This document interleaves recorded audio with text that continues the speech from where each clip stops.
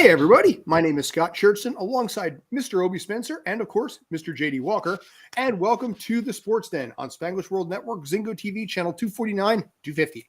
Kindly remember to download the Zingo TV app on the app stores of iOS and Android. When you download, make sure to rate and leave a comment because both apps are free, so you can't beat the price.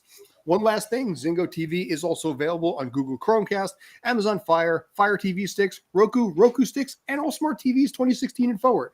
Gentlemen, welcome to the Sports Den, and welcome to a hot number of topics that we got today. It's great to be here as always. Good to see you, JD. Looking forward to a plethora of sports and topics today. Yes. First and foremost, having a good day here. Go ahead. I'm sorry. Yeah, no, I'm doing good. We got we've switched gears a few times today, but we're good. Yeah, we got this. Before the show, though, you were leading off with a story about attendance at a minor league game. I honestly, like I said, I have no ability to have any patience, so I managed to get this far. I'm really curious to see where the story goes.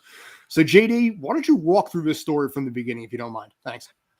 Okay, so the Oakland A's are in the middle of what I call the full Rachel Phelps, just absolutely torn the team down to the studs. One of about 12 teams that are just not even bothering to compete at the Major League Baseball level and just throwing out whatever minor leaguers and cast-offs that they can. It really is like the plot of Major League, though, in this case, because the Oakland A's play in a decrepit stadium. The whole team is an absolute poop show, literally in this case, because sewage backups are a regular thing in that stadium.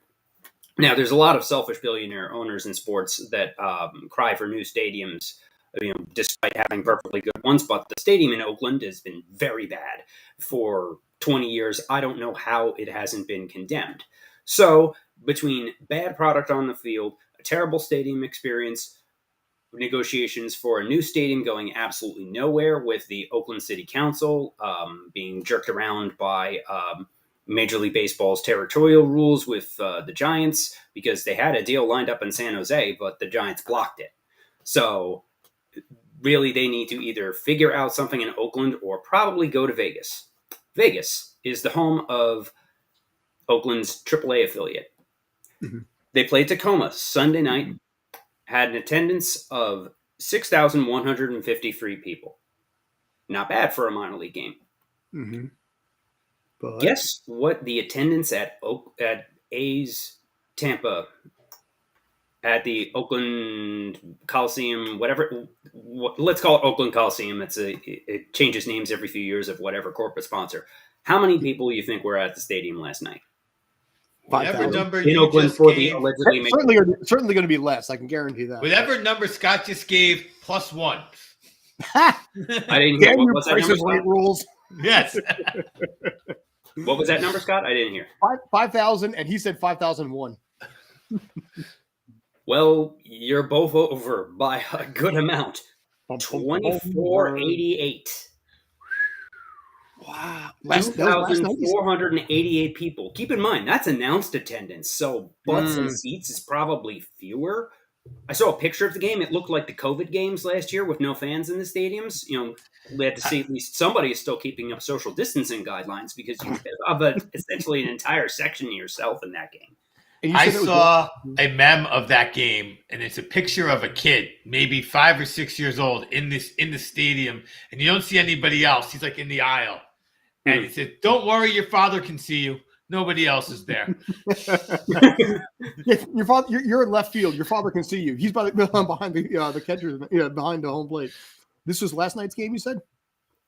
Last night's game in Oakland, yes. This is an absolute embarrassment. I mean, there's many things to not like about baseball, and two things that were not issued or addressed at all with the lockout is the fact that half the teams aren't trying. Mm-hmm. And there's some and they have awful small market ownerships. The worst is the one in Oakland. The reason Moneyball has been a thing for as long as it has is because they've gone through a revolving door of owners, each one worse than the one before it. And just this is absolutely sad, and the city is and the fans are understandably fed up. I mean, this is even worse than the Reds team president, when confronted with the criticism in a live TV interview, essentially said something like, "Yeah, you have nowhere else to go. You're stuck with us." Paraphrasing, but basically just called out the fan. Fans were calling him out, and his response was, "Yeah, if you don't like us, we may just leave." So, but that's the problem, I think, with, an increasing issue, I think, across the board when it comes to, dwindling attendance, bad numbers, or anything like that. The entertainment field in general is like the only industry that exists that can openly just bash the fans. You'll never see basically Microsoft come out and when they have a bad product, and they often do, they will never come out and say our users are stupid as hell, or they're pieces of crap or whatever it is. But in Hollywood and sports, it's like, if you're not coming out, it's your fault, not us. So with Oakland, it's just the fans are actively boycotting. They have there was an active boycott by the fans because of the way the team's being run. And like I said many times, Houston was not really punished for their cheating scandal. Houston was punished, and I believe this wholeheartedly. The Yankees, who spend money, and the Dodgers, who spend money, went to Houston and said, "You made more money than us, and you lost a bunch of games. You have to be punished for that." And they covered it up this way. I honestly believe that's what the other owners told them. Because you're right. This is unacceptable. When Philly was rebuilding, here I was, the Philadelphia 76ers. What they did to get fans into that stadium, like if you sneezed within a mile of somebody who worked there, they gave you 2 free tickets. Like, "Oh, you're breathing? Come to the game tonight. Please come in. Please show a fan." But baseball's not even trying to get people in for free to buy hot dogs. It is a little bit of a problem. But even at the worst of the process, we're still getting 10,000 fans a game. Yeah. Oh, no. But here's the shame that comes to Oakland, because they lost the Raiders. Okay, fine.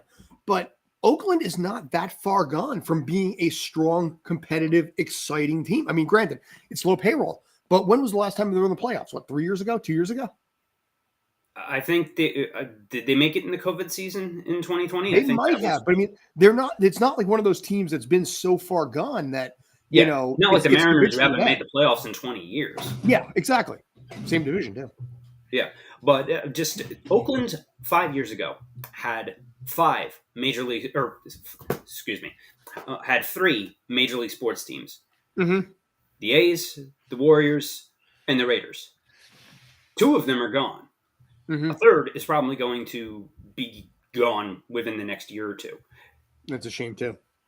So is there anything, I can't think of anything like this in modern history, where a city has lost all of their sports teams, as multiple, in such a short period of time. And I just looked it up. The A's moved, because you have the A's. Raiders obviously moved to Vegas, but also the Warriors moved across the bay to a brand new arena in San Francisco. And I'm looking at the record. I'm looking at the record here. They actually were in the wild card 2 years in a row, lost, and then in 2020 lost. They won the wild card, but lost the next round to the Houston Astros. So they made the playoffs 3 out of the last 4 years, and that's a shame.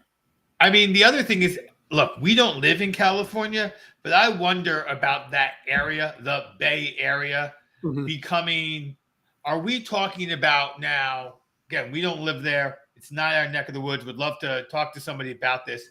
Are we talking about teams leaving Oakland, or is San Francisco so much bigger?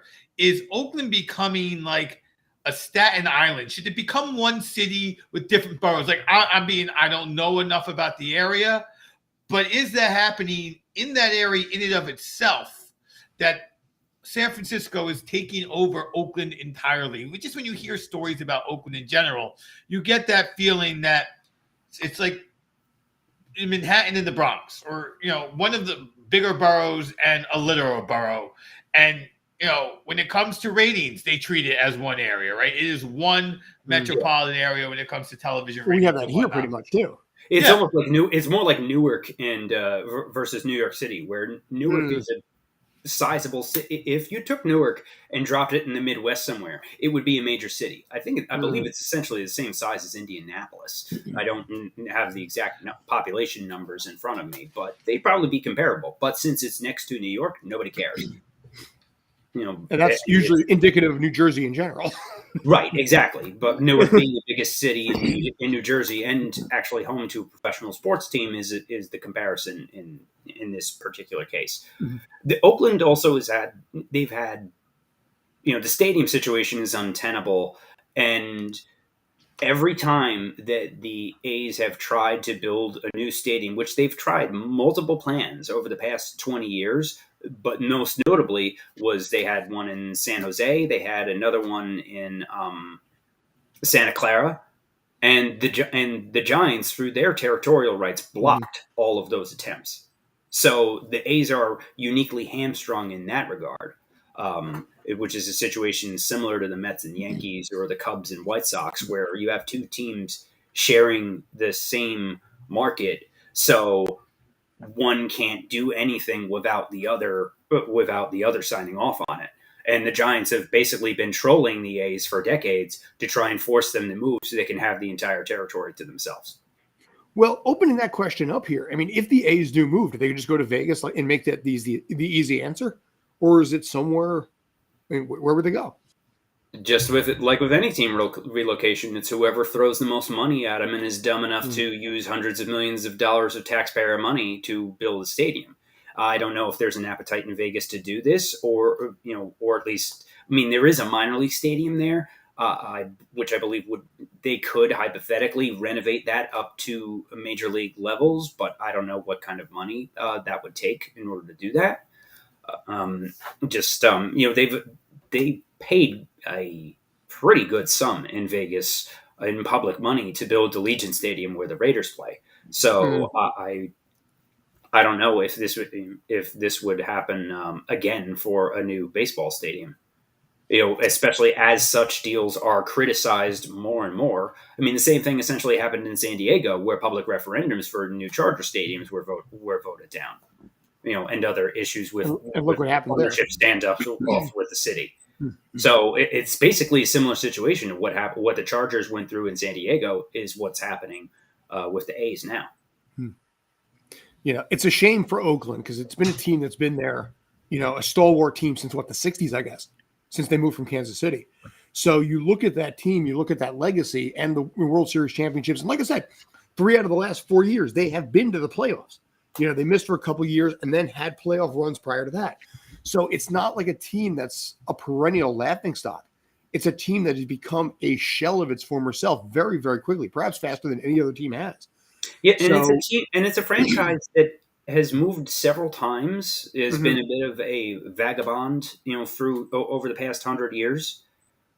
Going back to their time. Use words, by the way. Yeah, and what they've won 8 or 9 World Series through their entire existence. So it's not like a team that has never won anything. Well, it's got some great players on its historically. It's got David Stewart, Reggie Jackson, Mark McGuire, Jose Canseco, Ricky Henderson 4 times. Thank you. That was the last name I was looking for, Ricky Henderson, who I think is the most underrated baseball player of all time. And I think most people would still say he's in the top 50. And I think he's underrated. But you had 3 straight World Series with the Catfish Hunter, Reggie Jackson, Oakland teams managed by Dick Williams in the 70s. They won 3 in a row. You had the Bash Brothers teams. Then their period in Kansas City between when they moved out of Philly. And yes, the A's were at one point in the early 20th century in Philly, and they were the better team in Philly for most of it, but they went so far down the tubes that the Phillies were like the Mets, where they were an afterthought in their own city. But as the A's declined, and the Phillies got better, But you know what? To that note, this is a team that's moved 2 times already, so maybe they don't need to stay in Oakland. This is to use your word again, this is a vagabond team. But it's been 50, 60 years since they've been in Oakland, like 50 or 60 years at this point. Yeah, I think it's it's 60 years. 1968 was when right. they moved to, and 1968 But was when they moved from Kansas City to Oakland. in our And lifetimes, we've seen a lot of. I mean, I know there's the recents with the Raiders and Golden State, but the Raiders left before. In I think all three of our lifetimes, definitely even Scott and I. Bounce back and forth It's like, between places in California. yeah, L.A., Oakland, and then back. So it's not. It is a city that I think it has trouble holding its sports teams, but I think it's because they do make the right call. They do understand the economics of building a stadium with public, and they're not willing. The people of Oakland aren't willing to take on expense time and time again. And they probably, again, I don't live there, but I wonder if there is a sense. Well, if we lose our Oakland teams, we just cross the Golden Gate and hello San Francisco teams. We'll take our Giants. We'll take the Golden State Warriors still. We have a baseball team and a football team. Oh, no. Let San Francisco pay. Let San Jose pay. I don't really know. So, Scott, obviously, I do. What about this? Now, I don't know the area that well. So, south of Tijuana. Tijuana is like 20 miles or so from San Diego. They complain. But what if you opened up a Mexican team? It would still sit in the AL West, and Mexico would go crazy for it. I believe that Padres would nix territorial rights, or I don't even know if territorial You have to rights. go further south than TJ. I get that. But just as a thought, I mean, if you brought it down to someplace in Mexico that's, say, outside of San Diego's range, Mexico would go crazy for it. They'd love it. I don't know if there would be fan support, but Mexico doesn't have the corporate support, luxury boxes and the like, and corporate sponsorships that would that I believe is essentially non-existent in Tijuana. Yep. No, and producer message from Eduardo. It's been talked about, but Mexico wants the first team to be in this. Okay. Yeah, I'd imagine Mexico City City would have to be first. But I mean, I guess Mexico City could still qualify as AL West technically.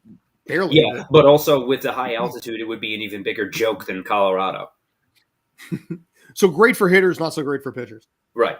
So it would make it be, as far as quality of play, with the high altitude, which I believe Mexico City is even higher altitude than Denver, if I'm not mistaken. That's why the U.S. soccer team struggles so much in Estadio Azteca down there, because it is a brutal place to play if you're not used to those conditions. Would Robbie Cano be a better hitter then? He could get whatever PEDs he wants off the street corner outside the stadium. Yeah, I was going to say, which PED do we go with here? Do we go with Robbie or do we go with DeAndre? Both were going to come up in conversation sometime today. Yeah. Yes, it looks like it's. It's 72. It's a mile and a half versus a mile. So, and I don't think Denver's a full mile. All right. So it'd be a little like you saw what happened to Mike Hampton after he signed that big deal with Colorado. His numbers went down big time. Every pitcher's numbers go down in Colorado. Yes, he wanted to hit home runs, which is why he signed with Colorado. He signed there because he wanted to be a hitter. No, didn't he say something about? He say some garbage about the Denver school district being better or something? He did. That's why he left the Mets though, because he left the Mets. He's like, the school district is good in Colorado. It's like, no, my thing about Mike Hampton is I just don't think he was built mentally for New York. I don't think his personality vibed. He was a Houston guy. That smaller edge field in New York had him. His numbers in New York weren't bad, but they weren't phenomenal. I think he was looking for something a little more small market, and Colorado is like, here, have a giant bag of money. And he's like, all right, fine. Yeah, but I mean, Mike Hampton got the Mets a pennant, and they were able to afford to sign, and the Mets were able to afford to sign him by using the Bobby Bonilla buyout and the annuity, that they thought they were getting great returns on, and setting up the infamous Bobby Bonilla annuity to free up the cash to sign Mike Hampton. 2 months away. Mike Hampton helped them win a pennant, left in the offseason. The compensatory draft pick that they received for Mike Hampton's departure, the Mets used to pick David Wright. So Interesting. in a way, that crazy Bobby Bonilla annuity, as much of while it's become a punchline, it kind of sort of paid off for them. I mean, we can talk about how much of it's a punchline, but in the annals of actual bad strategy, it's not. There's plenty of annuities. They're just not Bobby Bonilla. The real issue was bringing him back in the first place. Scott, what do you have to say about that? But here's the thing on that. That's $1 million flat, right? That is not adjusted for inflation every year. Right. That's $1 million. It's a flat cost, I believe. It's $1.2 million, I believe, every July 1st. But in this case, JD, if you remember your inflationary numbers back in the day, the inflation rate usually is about 3% every year. So over the course of 18 years, that $1 million kind of became about $500,000. So the team is actually paid less because cost of living went up. But it was more than what they actually owed him. So I think they owed him $20 million. They're paying him $1 million a year. They only owed him like $5.5 million. Yeah, because they were getting money. They were getting that Madoff money. Right, exactly. The whole thing was based on, we're getting 10%. How'd that work out? We can pay 7% and we're getting 10%, but the 10% was bogus because it was money from Bernie Madoff. Right. I actually, when I was a financial advisor, I had one situation much like Madoff too. It was this 50, 60-year-old doctor who dropped $750,000 on a guy who just fled to Brazil. He's like, I have no idea how to tell my wife about this. So, but irrespective, going off topic. But Mike Hampton, I just looked up the numbers. Mike Hampton did have the best ERA, not the best record that year, but the best ERA. But he gets a free pass because that was also the game. And I was at that game where the Mets came back in the 8th inning and beat the Braves, including the Mike Piazza home run. I was at that game. Mike Hampton gave up like 4 runs in the first inning because he would have games like that. No, Hampton was a solid starter and helped him, and I believe he was NLCS MVP that year. So, but I remember Al Leiter being like, we knew he was going to go. We knew he was 1 year. He just didn't feel he belonged here. So. He just wasn't a New York guy, and a lot of them really aren't. Yeah, there's been many players like that just they can't handle New York. Most recently, Sonny Gray is a great example. Oh God. They bet the farm on Sonny Gray. How did that work out? Whoopsie. Yeah. It was basically Kenny Rogers 2.0, another one who was great elsewhere, but just was crap for both New York teams. Twice, yeah. And speaking of bad investments, happy trails, Robinson Cano. Nice little segue on that one. Robinson Cano, $40 million left on the ridiculous contract that he signed with originally with Seattle and was then traded to the Mets. Could not hit the Mendoza line coming back off of his second PED suspension. And with the rosters going from 28 down to 26 at the beginning, starting this week, the Mets had to make decisions on 2 players to get rid of. And when the option essentially came down to option Dominic Smith back down to the minors because he had options left, or finally bite the bullet and move on from Cano. Cohen. It was an easy decision. It was very easy. But it's an easy decision, but a decision that previous Mets ownership would never have done. They would have been more afraid of the Yankees or somebody else picking him up off the trash heap and potential embarrassment than the actual embarrassment of keeping him on the roster as a complete waste of space. But see, here's the funny thing about this. Cohen comes out looking great because Cohen inherited Cano. He never got Cano. So by letting him walk, Cano actually, Steve Cohen looks good in this case because it's like, I let him walk. The fans are obviously like not really surprised here. It's a big contract. We understand all that.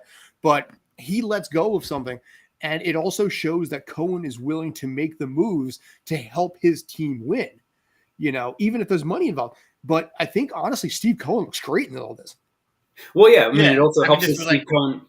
Sorry, go ahead, Obi. Yeah, like I said, this was an easy decision from purely a baseball point. And I think then didn't Dominic Smith have a key role in winning 2 games since the Robbie Cano announcement? So it was an easy decision. As a Met fan, I'm happy. I'm sure you are too, JD. Oh yeah, I mean the chatter I've seen was more surprised, like, what? The Mets did something that makes sense? This never happens. Wow, we really are in a new world. I mean, it definitely helps when you have an owner like Steve Cohen who has $40 million in his couch cushions. But It's Cohen a has done rounding so error much. to him. Cohen has shown so much about how badly he wants this team to win. The Lindor deal. You look at all the things that he's been doing all along. I mean, the Scherzer deal.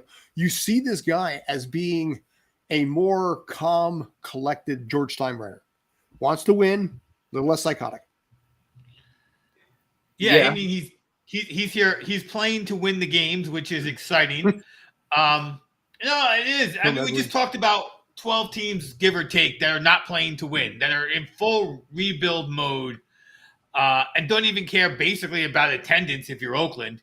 So, I mean, that's a real problem for baseball. It's shocking that it's a bigger problem for baseball than it is for basketball, where the incentive is so huge because you get that guy next year. But it seems to be a bigger problem in baseball than basketball. JD has a counterpoint, obviously. The reason it's a bigger problem in baseball than it is in the NBA is because of the income coming in. Baseball is stuck in locally sourced TV contracts that are going mostly through exclusive deals with regional sports networks, because baseball is a regional sport, not a national sport. So they are more heavily reliant than the NBA and the NHL on local TV deals. The problem is they're doing this right as just about everybody is cutting the cord. So the business model is falling apart, but they have these impenetrable contracts with Byzantine rights deals and exclusivity, where teams like Cincinnati, Kansas City, and they're not getting much money coming in. The owners are not as independently wealthy. I mean, yes, wealthy as far as billionaires go, but like they don't have Steve Cohen money to drop, which is why they tried desperately to keep Steve Cohen out of ownership, and did the forced marriage with Sandy Alderson in order to be able to take him. So since baseball is more reliant on local TV contracts than the NBA, they are stuck in these deals and don't have the money coming in, especially in small markets. But because of the exclusivity of these deals, they can't grow the game. They cannot do streaming deals very easily. They had the Field of Dreams game in Iowa last year.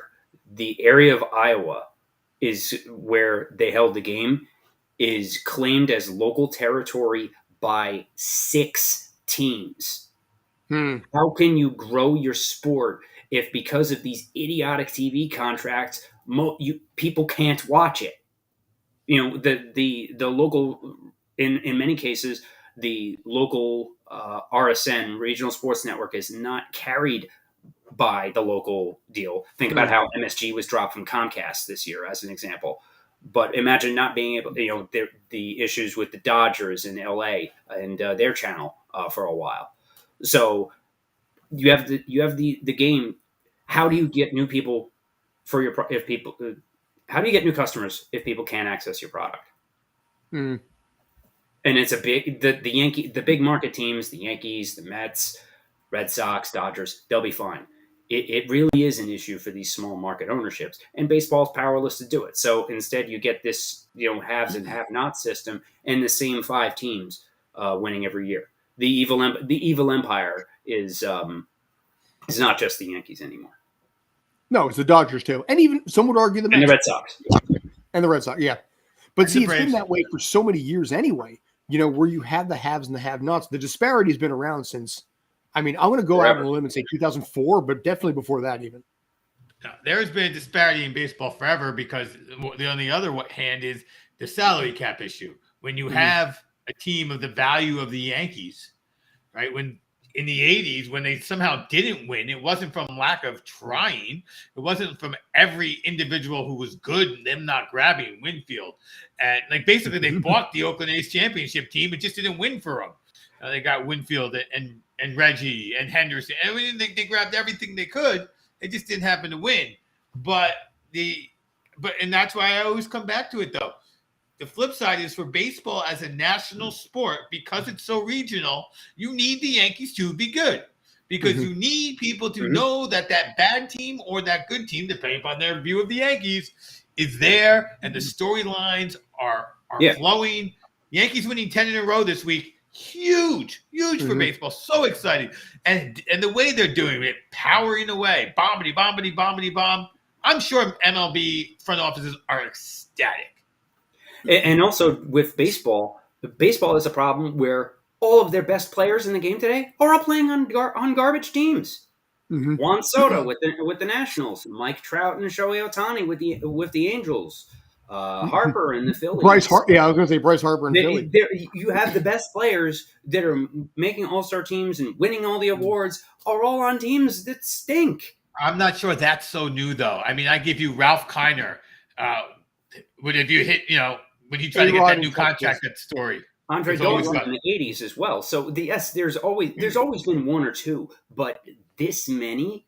You have San Diego with Hosmer and Machado. There's so many where they're all in bad, all with bad teams. And the bigger issue in baseball isn't even salary cap. I think salary floor is the bigger issue. That's why you have teams like Oakland, Pittsburgh, and Cincinnati that have,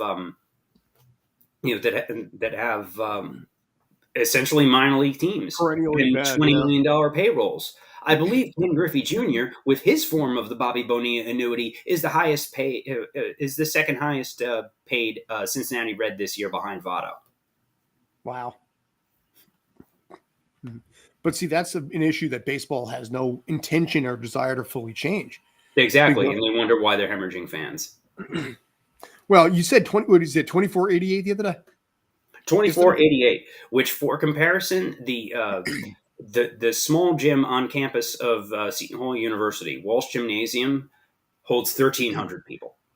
So this tiny bandbox gym, you can't even fill that gym twice with the number of people who were at the A's game last night. Yes. Well, I mean, my kid's high school gym holds 1,500. So yes, I got you. Right, exactly. It's a high school. A high school. You could fit that many people into a high school gym in New Jersey. It's a shame, but I mean, honestly, like I said, my thing is that Oakland again is not that far away, and they just blew the team up, and now obviously the fans aren't coming out, but. I don't know what happens to the team. Do they go to, how I feel about this. I've been down this road and I know it's not going to happen. I've accepted that. But I'd love for like Wyoming or Montana or some bizarre location like that never gets anything outside of the occasional college. There's nobody there. Yeah. I know.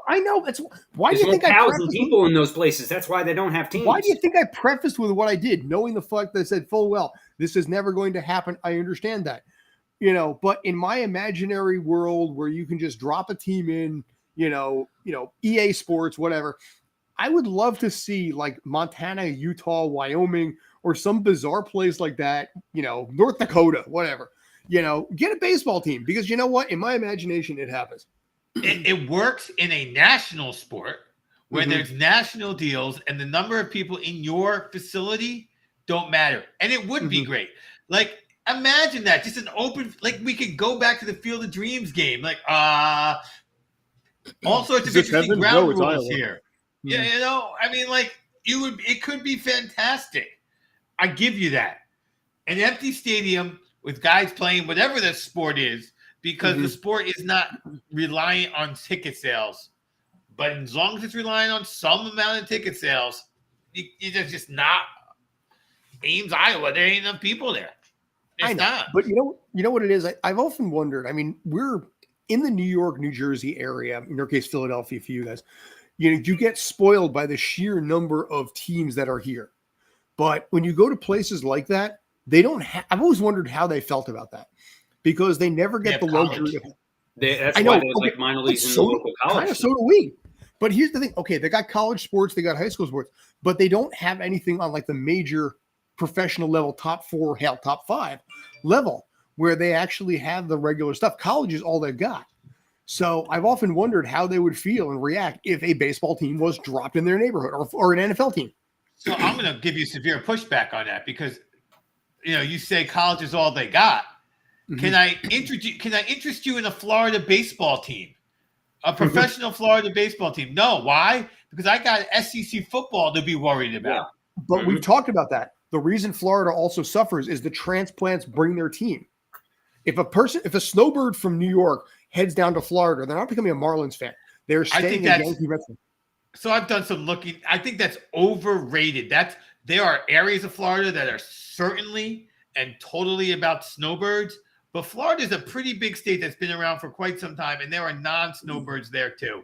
There are people who've been there for generations. We forget that. And they're not interested because they have their SEC football. Well, also look at Atlanta. The Braves won a World Series and they barely drew flies during the regular season. They had a half full stadium during the regular season. People from up here moved down there.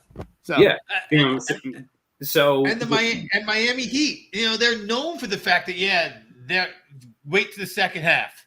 Granted, they say it's because there's so much to do in Miami. That may or may not be true, or it just may be. It is. We got other things to do. Well, we do have other things to do. It's just not basketball.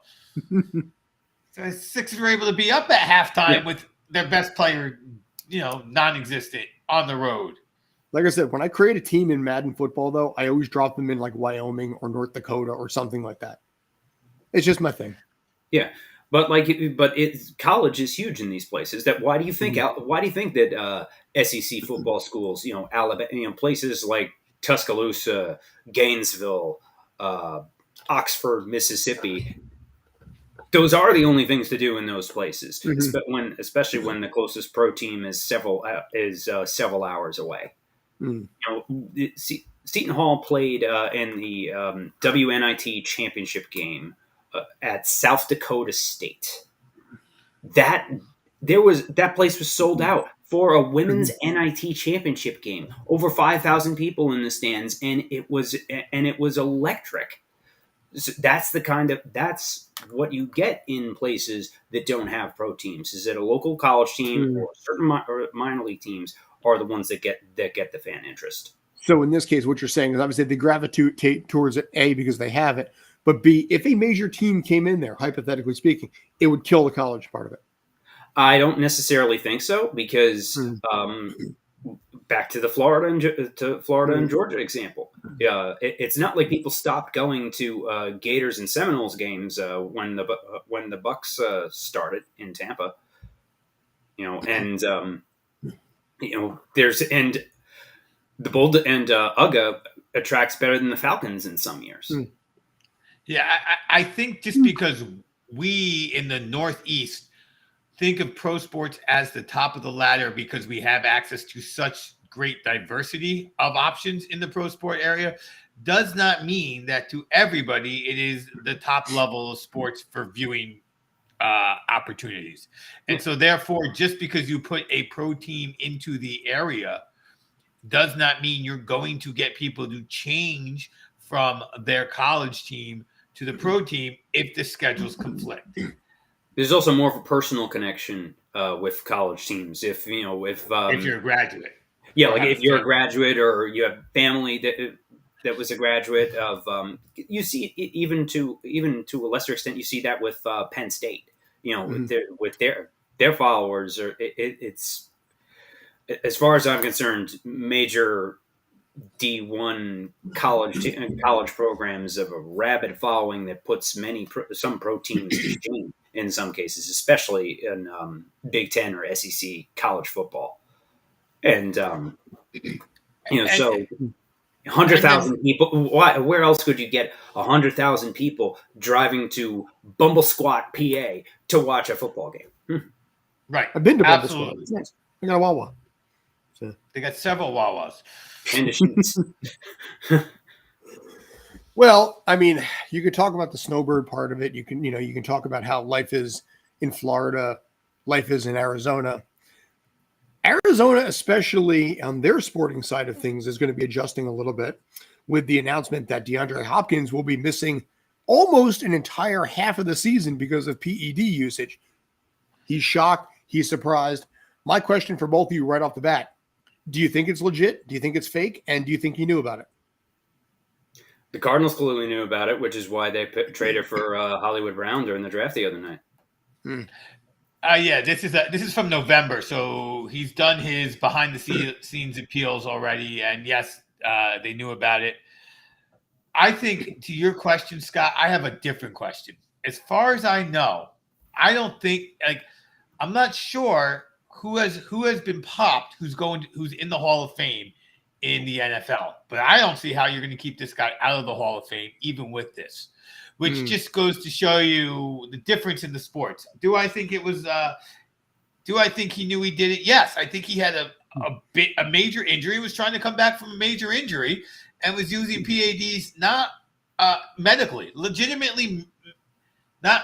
It's not legitimate because it's not quite legal, but I don't think he was using it to quite gain an edge, but to heal up, to be ready for the season, to be ready to rock and roll come, opening day. And he got popped. And I think he's like, well, okay, I got popped. I can't do them. I'm going to need another 6 weeks to heal anyway, which is probably why he's not appealing it. He won't be ready because now he has to be off the PEDs. Yeah, Robinson Cano, you could say, essentially did the same thing. That's the only reason why he was even set foot on a major league field, because when he's not on PEDs, he stinks and isn't a major league player. So it's the same kind of thing as far as injury recovery, not necessarily trying to lap the competition, but also, as you said, the difference between the two sports. Somebody gets popped for steroids in baseball, it's a travesty. In football, no big deal. It's part of the game. It's just the difference in the weird fan mystique of both sports playing against each other. I also think that this becomes a huge opportunity for the Green Bay Packers. I think that this is a team that's got to feel, even with what it's got right now, it's going to the playoffs. But boy, having a stud wide receiver would make all the difference in the world. Whereas if you're Arizona, I don't know if you're positive you're going to make the playoffs if you're starting 6 games without him. Not in that division. Year, not in that division. They were 2-6 last year without him. Now they're going to be 2-4 again. If he comes back in 6 weeks, if you can get something for him to give you just a little more of an edge now from Green Bay, I don't know what that would be. I think you have to look to make that trade with the Packers now. That's just my thought. And then you can try to bring in OBJ when OBJ isn't hurt anymore if you're still in the race. And the Packers also play in the NFC North division is kind of a joke right now. Minnesota can't get out of their own way. Chicago, the Bears and Lions are a mess. Yeah, Chicago is a joke, and the Lions are the Lions as they've been for decades. So they'll be the Lions with a pass rush this year. Right, so they might win 5 games instead of 2 or 3. But no, they might bother some quarterbacks for a quarter. That's all. Yeah, but but it's Packers by default in that division, whereas the NFC West is one of the toughest divisions in football. So the Cardinals with the defending Super Bowl champs and the team that went to the NFC Championship game, and a team that is attempting to rebuild in Seattle, the Cardinals have tough competition. They could be 2-4 and buried before Hopkins even gets back from the suspension. Yeah. Which will start the Kyler Murray grievances, and I was about to go with this. Yeah, that could go south very quickly. Yeah, and as far as Kyler Murray goes, obviously he's already not happy in Arizona anyway. This is only going to add fuel to that absolute fire, and he's going to want out, and he's going to be vocal as much as especially if that team starts out 0-4, 1-5, something like that. Yeah, but I don't think. First of all, this year it's going to be very interesting on great quarterbacks and wide receivers are going to get some interesting looks this year, because what were you last year with another guy? And what are you this year? Like, people are really going to get a sense of, does the quarterback make the wide receiver? There's at least 3-4 guys that now we're going to see under different circumstances.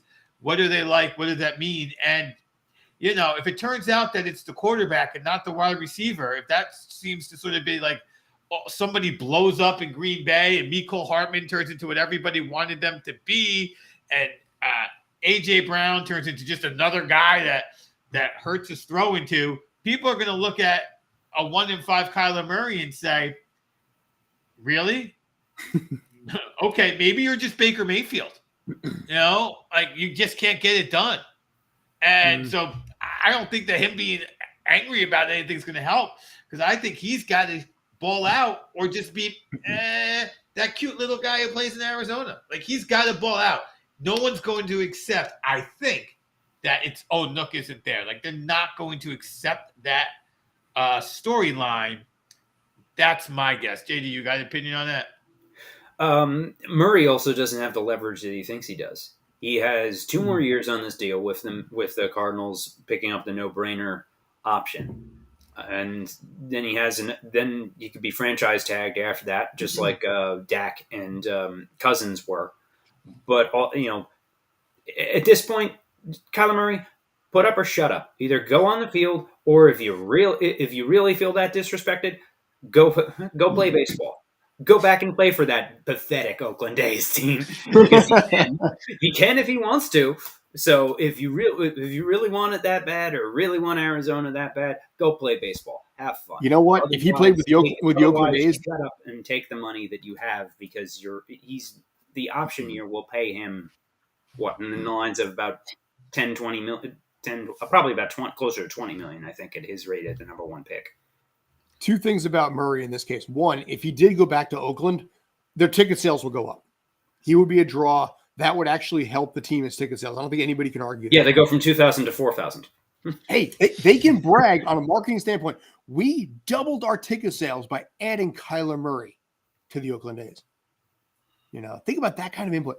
But also at the same time, as far as Kyler Murray goes, he has shot himself in the foot so badly and gone to such a diva attitude that it's going to kill him in future contracts, because teams are not going to want to have to deal with that for the numbers he's putting up.